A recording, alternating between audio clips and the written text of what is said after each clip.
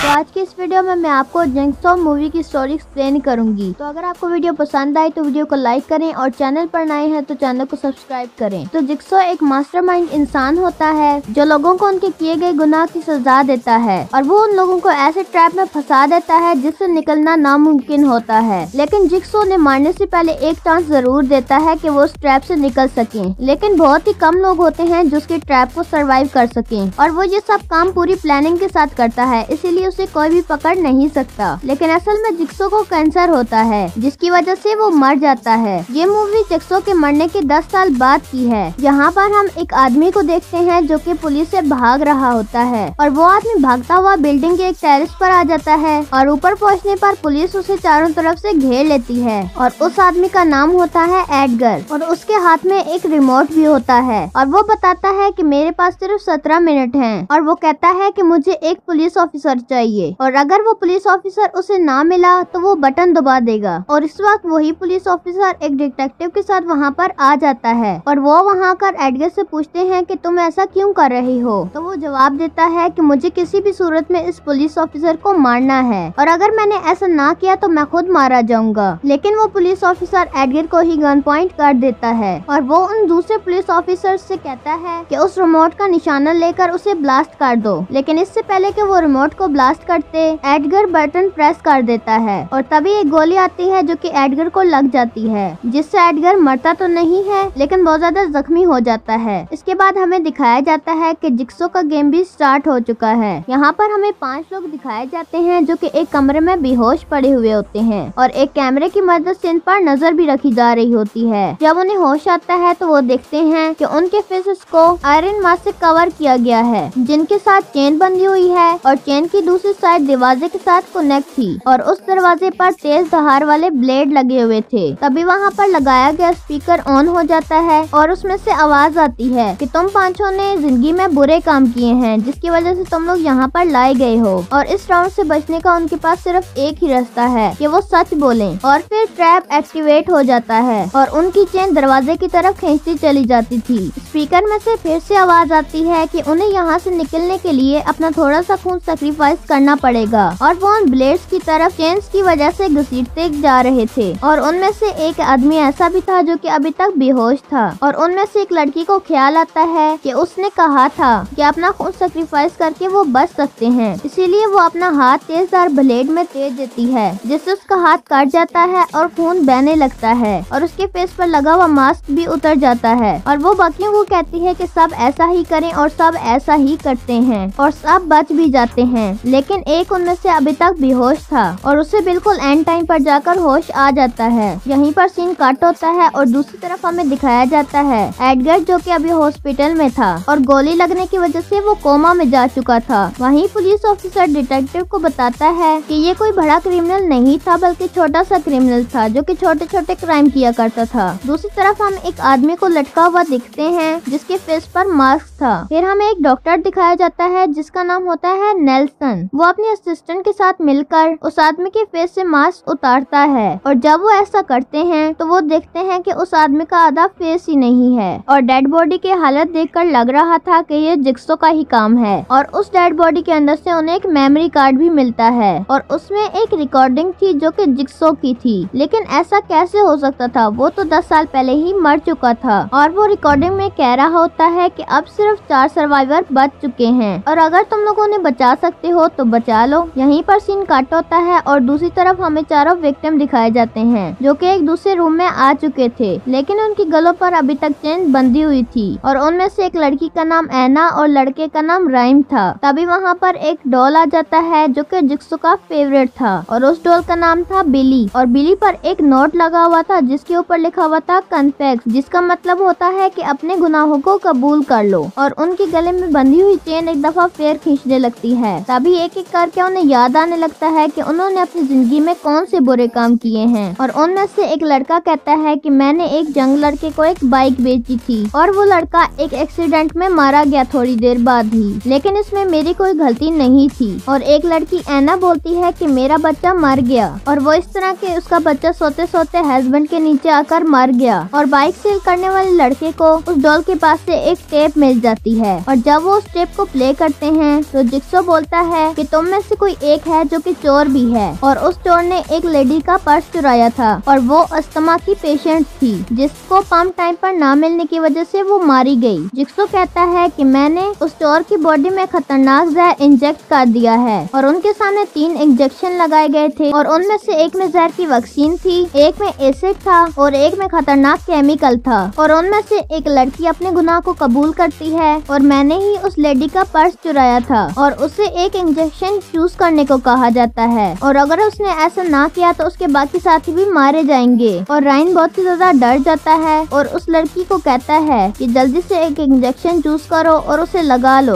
और उन इंजेक्शन पर नंबर लिखे हुए थे, और जब वो लड़की कोई इंजेक्शन चूज नहीं करती तो रायन 3 इंजेक्शन ही उसे लगा देता है और एसिड और केमिकल की रिएक्शन की वजह से वो मारी जाती है। बाकी साथियों की गले की चेन खुल चुकी थी और वो लोग गौर से देखते हैं तो उन्हें पता चलता है कि इंजेक्शन पर लगे हुए नंबर असल में कोड हैं, जो कि अगले रूम के डोर्स के कोड थे, और कोड एंटर करने के बाद डोर ओपन हो जाते हैं और वो लोग एक रूम में आ जाते हैं, और वहाँ पर ऐना चिल्लाना शुरू कर देती है कि जो गुनाह मेरे हस्बैंड ने किया उसकी सजा मुझे क्यों मिल रही है। वहाँ पर राइम भी एक्सेप्ट कर लेता है कि मैंने भी बहुत से बुरे काम किए हैं। तभी राइम को एक दरवाजा दिखाई देता है जिस पर लिखा होता है नो एग्जिट, और वो इन वर्ड्स को इग्नोर करते हुए अंदर चला जाता है, और जैसे ही वो अंदर जाता है उसका पाँव एक ट्रैप में फंस जाता है और ट्रैप के नीचे लोहे की वायर्स लगी हुई थी। वहीं पर एक टेप भी होती है जिसमें जिक्सो कहता है कि तुमने रूल को तोड़ा है, दरवाजे पर लिखा हुआ था कि नो एग्जिट, फिर भी तुम अंदर आ गए और अब तुम्हें इसकी सजा मिलेगी। यहीं पर सीन कट होता है और दूसरी तरफ हमें डॉक्टर और उसकी असिस्टेंट दिखाई जाती है जो कि एक बॉडी को चेक कर रहे होते हैं, और उनको डेड बॉडी में से एक ऐसा वायरस मिलता है जो कि पिग्स में पाया जाता है। तभी डॉक्टर को इन्फॉर्म किया जाता है कि पुलिस को एक और डेड बॉडी मिली है, और ये डेड बॉडी और किसी की नहीं बल्कि उसी लड़की की थी जो कि जहर की वजह से मरी थी। और डॉक्टर जब उसकी बॉडी को चेक करता है तो कहता है कि इससे बहुत ही ज्यादा खतरनाक वाला एसिड दिया गया है जिसकी वजह से इसकी मौत हुई है। पुलिस ऑफिसर उससे पूछता है कि तुम एसिड के बारे में कैसे जानते हो, तो वो कहता है कि मैं फोर्सेस में काम किया करता था जहाँ पर मुझे टेररिस्ट ने किडनैप कर लिया और मुझे टॉर्चर भी किया गया, और वहाँ पर लोगों को एसिड भी दिया जाता था, और हमें दिखाया जाता है कि नेल्सन की बॉडी पर निशान भी थे। यहीं पर सीन कट होता है और हमें दूसरी तरफ दिखाया जाता है कि ऐना और एक और विक्टिम को एक दरवाजा मिलता है और वो अंदर चले जाते हैं। वहाँ का दरवाजा बंद हो जाता है और वहाँ पर लगे हुए टीवी में जिक्सो दिखाया जाता है, और इसी के साथ उनके ऊपर अनाज भी गिरने लगता है और वो आहिस्ता आहिस्ता भरता जा रहा था और वो दोनों दबते जा रहे थे। तो जिक्सो कहता है कि अब तुम लोगों को सिर्फ राइम ही बचा सकता है। असल में राइम एक लीवर के पास था, अगर वो लीवर को खींच देता तो वो दोनों बच जाते, लेकिन राइम को इस बात का डर था कि कहीं वो खुद ही ना मारा जाए, इसीलिए वो लीवर को नहीं खींचता। ऐना और दूसरा विक्टिम गले तक अनाज से धंस चुके थे और उनके ऊपर कुछ नुकीली चीजें भी गिरने लगती हैं, जिसकी वजह से वो जख्मी भी हो जाते हैं। फिर आखिरकार राइम लीवर खींच ही देता है, जिसकी वजह से उसकी टांग के पास लगी हुई वायर उसकी टांग में घुस जाती हैं और टांग के 3 हिस्से हो जाते हैं, और ऐना और विक्टिम वहाँ से बचकर बाहर आ जाते हैं। तो पुलिस डॉक्टर से कहता है कि तुम्हारी असिस्टेंट काफी अरसे से जिक्सो की वेबसाइट पर रिसर्च कर रही है, इसीलिए मुझे उस पर थोड़ा बहुत शक है, और रिपोर्ट से ये पता चलता है कि मरने वालों के नाखूनों में से जो खून के सैंपल मिले हैं वो जिक्सो के खून के सैंपल से मिलते हैं, और वो रिकॉर्डिंग जो कि उन्हें मिलती है वो भी जिक्सो की ही है। डॉक्टर नेल्सन असिस्टेंट को बताता है कि पुलिस का शक तुम पर भी है, और वो डॉक्टर को अपने एक खास स्टूडियो के बारे में बताती है और वहाँ पर ले जाती है, और वो ये बात बिल्कुल नहीं जानती थी कि एक डिटेक्टिव उन पर नजर भी रख रहा है। वहाँ पहुंचकर नेल्सन की असिस्टेंट उन्हें बताती है कि मैं जिक्सो की बहुत ही बड़ी फैन हूँ, इसीलिए जिक्सो के किलिंग टूल्स को मुझे अपने पास रखना बहुत ही पसंद है, और डिटेक्टिव उन दोनों को फंसाने के लिए टूल्स के साथ उनकी एक पिक खींच लेता है, और एक विक्टिम लड़की को एक फिर से टेप मिलती है। तो जैसे ही वो टेप प्ले करने के लिए हाथ आगे बढ़ाता है तो वो एक रस्सी की वजह से उल्टा लटक जाता है और जिक्सो की रिकॉर्डिंग भी प्ले हो जाती है। तो जो उल्टा लटका लटका होता है तो जिक्सो उससे कहता है कि तुमने अपना गुनाह तो एक्सेप्ट कर लिया है लेकिन पूरा नहीं, कि जिस लड़के को उसने बाइक बेची थी उसको ये बात नहीं बताई थी कि इस बाइक के तो ब्रेक ही नहीं है, और ब्रेक्स ना होने की वजह से वो लड़का मारा गया, और मारा जाने वाला लड़का और कोई नहीं बल्कि जिक्सो का नेफ्यू ही था, और वो लड़का एक ब्लेड मशीन में चला जाता है और वो उसी लड़के की बाइक के साथ कनेक्टेड थी, और उस मशीन को रोकने के लिए उसकी ब्रेक्स को प्रेस करना पड़ेगा, लेकिन वो ब्रेक्स बहुत बहुत ही ज्यादा एंड पर थी।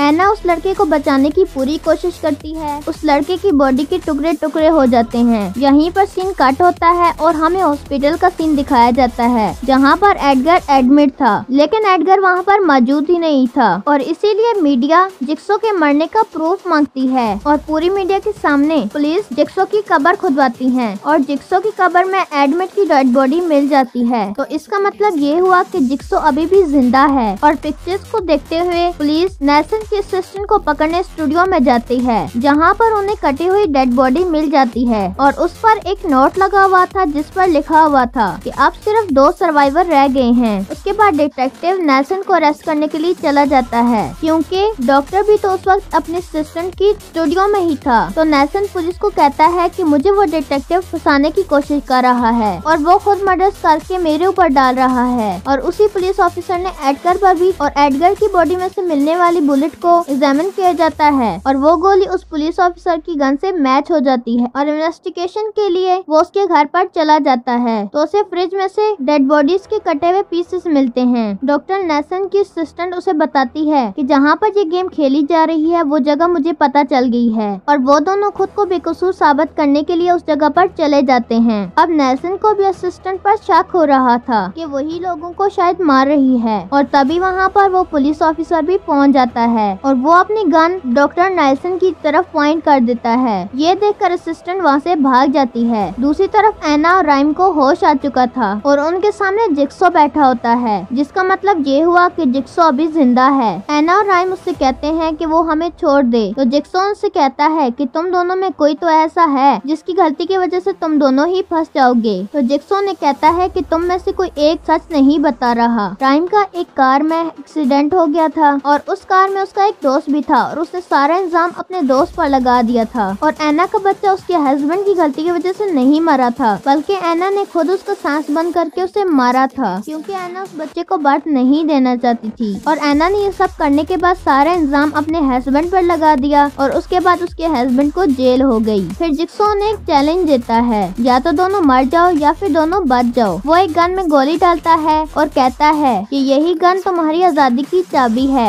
और जाने से पहले जिक्सो ने कहता है कि अपने पीछे भी एक दफा देख लेना और जिक्सो के जाने के बाद एना अपनी जान बचाने के लिए वो गन उठा लेती है। वो राइम को शूट करने लगती है लेकिन गोली उसे ही लग जाती है और उसके बाद एना भी मर जाती है। तो राइम को अचानक याद आ जाता है कि जिक्सो ने कहा था एक दफा अपने पीछे भी देख लेना और एना ने इस बात को इग्नोर किया और अब वो मारी जा चुकी थी और उस गन में से 2 चाबियां भी निकलती हैं लेकिन वो टूटी हुई होती हैं। तो जिक्सो ने कहा था कि यही गन तुम्हारी आजादी की चाबी है लेकिन चाबियां तो अब टूट चुकी थी यानी कि अब राइम भी वहाँ से नहीं निकल पाएगा। दूसरी तरफ हमें दिखाया जाता है कि एक फेट गन से पुलिस ऑफिसर पर फायर किया जाता है जिससे पुलिस ऑफिसर बेहोश हो जाता है। तो जब पुलिस ऑफिसर को होश आता है तो वो देखता है कि उसके गले पर एक ट्रैप लगाया गया है और उसके सामने डॉक्टर नेल्सन होता है और उसके गले पर भी सेम ट्रैप लगा होता है। तभी कहीं से जिक्सो की आवाज आती है जो कि कहता है कि तुम्हारे गले में लेजर कटर लगे हुए हैं और अगर वो लोग बचना चाहते हैं तो वो अपने गुनाह को कबूल कर लें। और ये सब करने के लिए उनके पास सिर्फ 1 मिनट का टाइम था। उनके सामने एक डिवाइस थी जिस पर 2 बटन लगे हुए थे और पुलिस नेल्सन की तरफ वाला बटन दबा देता है जिससे नेल्सन का ट्रैप एक्टिवेट हो जाता है और वो जल्दी से अपने गुनाह को एक्सेप्ट कर लेता है कि मैंने ही लापरवाही में जिक्सो की मेडिकल रिपोर्ट चेंज कर दी थी और इसी वजह से नहीं पता चल पाया कि जिक्सो को कैंसर था। लेकिन उस डिवाइस की वजह से नेल्सन का गला कट जाता है। लेकिन ये समझने वाली बात है कि वो क्यों मरा जबकि उसने तो अपना गुनाह भी कबूल कर लिया था। अब पुलिस ऑफिसर की बारी थी जिसमें वो एक्सेप्ट कर लेता है कि मैं रिश्वत लेकर खाता हूँ और क्रिमिनल्स को भी छोड़ देता हूँ और उनके कहने पर मासूम लोगों को जेल में भी डाल देता हूँ। और जैसे ही वो एक्सेप्ट करता है तो उसका ट्रैप ओपन हो जाता है और वो समझता है कि वो बच गया। तभी डॉक्टर नेल्सन जो कि पहले मर चुका था फौरन उठ जाता है क्योंकि वो मरा ही नहीं था, क्योंकि वो पुलिस ऑफिसर से उसकी सच्चाई उगलवाना चाहता था। असल में जिक्सो जिंदा नहीं हुआ था बल्कि वो तो 10 साल पहले ही मर चुका था और यहाँ पर जो सी गेम खेली जा रही थी इस वक्त बल्कि वो प्रेजेंट की नहीं बल्कि 10 साल पहले की थी जो कि जिक्सो ने खेली थी। और जो इस गेम में काफी देर से बेहोश पड़ा हुआ था आदमी वो कोई और नहीं बल्कि डॉक्टर नेल्सन था और क्योंकि उसने जिक्सो की रिपोर्ट को बदल दिया था इसीलिए जिक्सो ने उसे यहाँ पर रखा हुआ था। लेकिन मरने से पहले जिक्सो ने उसे बचा भी लिया था और नेल्सन की बॉडी पर जो निशान हमने देखे थे वो भी जिक्सो के गेम में यूज होने वाले ब्लेड के निशान थे। जैसा गेम जिक्सो ने 10 साल पहले खेला और वैसा ही गेम प्रेजेंट में नेल्सन ने बनाया और वो खेला। और जो डेड बॉडीज मिल रही थी वो भी और लोगों की थी। जो टेप वाली आवाज थी वो नेल्सन ने जिक्सो की आवाज एडिट की थी और थोड़ी बहुत चेंजेस भी की ताकि सबको लगे कि वो जिक्सो ही है जो कि ये कर रहा है। और डॉक्टर नेल्सन उस पुलिस ऑफिसर को इसलिए मारना चाहता था, नेल्सन की सिस्टर का कत्ल कर दिया था और उस पुलिस ऑफिसर ने एडगर से रिश्वत लेकर उसे भी छोड़ दिया। और उस वक्त जो एडगर को गोली लगी थी वो किसी और ने नहीं बल्कि डॉक्टर नेल्सन ने मारी थी और बाद में उस गोली को नेल्सन ने चेंज कर दिया था। जिक्सो की गेम में 5 लोग थे जबकि नेल्सन की गेम में सिर्फ 3 लोग थे और जो बाकी के 2 लोग थे वो खुद डॉक्टर नेल्सन और पुलिस ऑफिसर थे। ये सारी बातें बताकर नेल्सन उस डिवाइस का बटन प्रेस कर देता है जिसकी वजह से पुलिस ऑफिसर के गले पर लगा हुआ लेजर कटर एक्टिवेट हो जाता है और उसके फेस के बहुत से पार्ट हो जाते हैं और इसी के साथ इस मूवी का एंड होता है। तो अगर आप इस तरह की और वीडियो देखना चाहते हैं तो स्क्रीन पर क्लिक करें। अगर आपको वीडियो पसंद आए तो वीडियो को लाइक करें और चैनल पर नए हैं तो चैनल को सब्सक्राइब करें। तो मिलते हैं एक और वीडियो के साथ, तब तक के लिए खुदा हाफिज।